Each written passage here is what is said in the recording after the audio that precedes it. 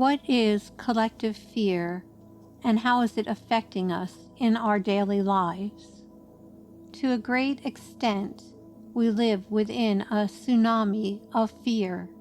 Bad or unsettling news seems to come at us from all directions from the time we wake up until we go to sleep.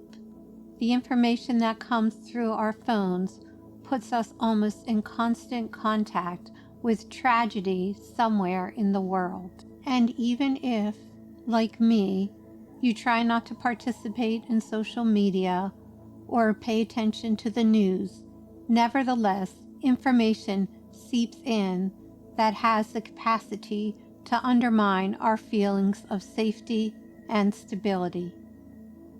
In addition to the fear that we pick up from our surroundings and from the news that we access, there are ideas within our family and our region that have been passed on decade by decade and even generation to generation, and these also are often a source of feeling unsure of whether or not we can trust life.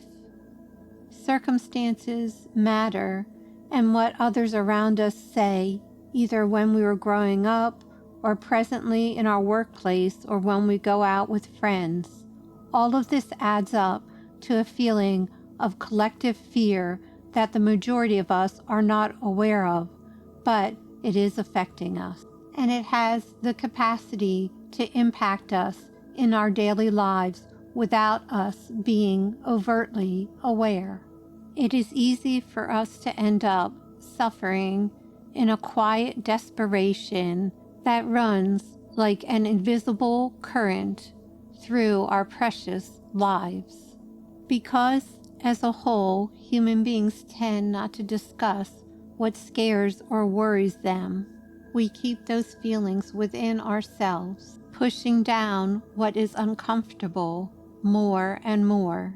Maybe this sounds all a bit too dramatic to you, and that you don't feel fearful at all in your daily life. But if I ask you if you worry, do you? Because worry is just another expression of fear. The underlying principle of worry is that things will just not work out well, that our needs and of those that we love will not be met. Our own personal concerns, coupled with our awareness of what is going on all around the world, has unknowingly woven our lives into a web of quiet fear, which is evidenced in the anxiety that most of us suffer from on a daily basis. And just in case you think that this isn't so, I challenge you to write down every time you have a worrisome thought, whether about yourself or others throughout the world.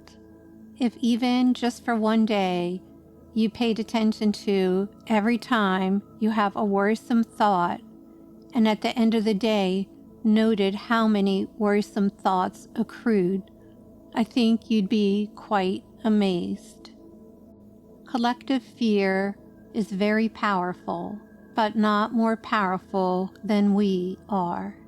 Because human beings are amazing and resilient, and once we become aware of what it is that we want to change, it is easy for us to do so. And even more so, my sweet friend, fear can only exist in the darkness. Simply your awareness that this worrisome thread runs throughout your days and nights is enough to set you and all of humanity free. And if that seems like a grandiose conclusion that you and I could set the world free simply by changing our focus from darkness to light, from worry and fear to love, then I would ask you to consider how many solutions could come to each of us if our thoughts and feelings were not being affected by fear and worry. And isn't that what the world needs? Solutions. So, together with a conscious decision to change our focus and how we feel, we can create, in place of collective fear, collective love. Your true essence is love. Remember that. If Swanky Genius encouragements helped your heart, we'd be ever so grateful if you liked, commented, subscribed, shared our podcasts, and check out our book, journal, and coloring book series featuring Lamp the cat and Swanky Genius the bird, who are whimsical best pals at swankygenius.com.